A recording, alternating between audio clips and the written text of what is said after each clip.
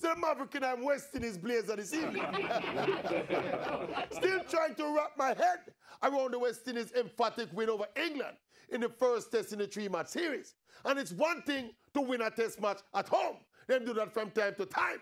But what is puzzling my brain is the fact that the West Indies can be so good, and in the twinkle of an eye, them can be so bad.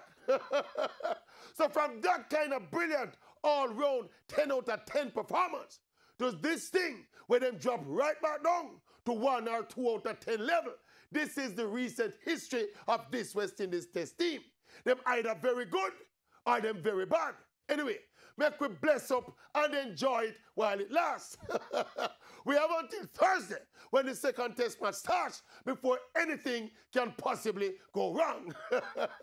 As much as we criticize and chastise them, it still feels good when the West Indies win, especially when they beat a big team. I tell you, when the West Indies turn up and play test cricket like they played in that first test, when we can bowl like we bowled in that first innings and bat like old Jason Holder and Shane Darvish batted in that second innings, and to see the whole thing come together in a big test match victory, me not lie, it feel like test cricket come out of the coma.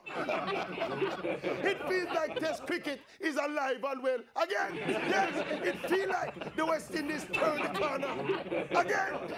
Yes, we turn the corner again till Thursday. Yes.